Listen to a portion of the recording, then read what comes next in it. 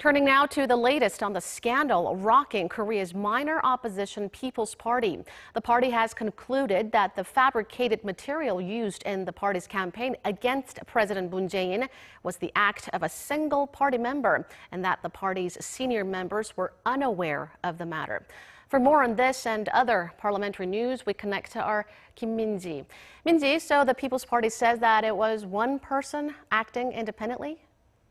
That's right, Dan. The People's Party held a press conference this morning where it tentatively concluded that the fabricated claims were the act of party member Lee Mi and that she acted alone.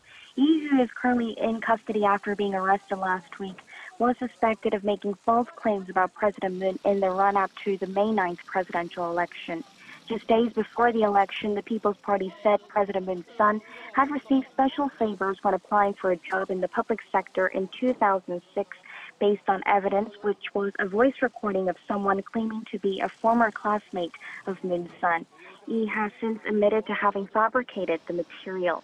Now, the probe results come 6 days after the party launched an internal investigation which involved questioning of party leadership, including the former party head and presidential candidate An Chol-soo. The party has apologized for not being able to verify the material given the short time leading up to the election.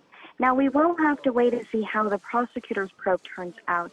The party's interim leader has said that if core members are found to have been involved, the party will disband.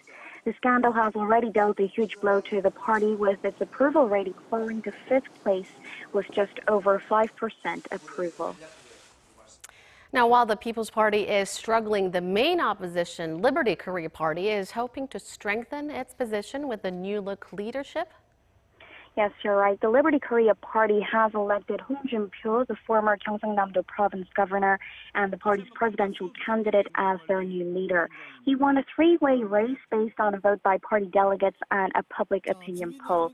Hong is known for his aggressive and controversial comments, has vowed to build a powerful opposition party to keep the ruling Democratic Party of Korea in check, as well as win public support. He will be tasked with reforming the party, whose image is stained by its connections with the impeached former President Park Geun-hye, as well as prepare for next year's local elections. So Hong Jun-pyo it is. Well, not much surprises there. And confirmation hearings are also ongoing for President Moon Jae-in's picks for top government posts. Yes, there's already a string lined up for this week, and for starters, the National Assembly Committee is holding one for President Moon's pick for Environment Minister Kim In-young today. The nominee has been answering questions regarding President Moon's environment policies, such as ways to reduce fine dust levels, as well as reducing the number of nuclear power plants.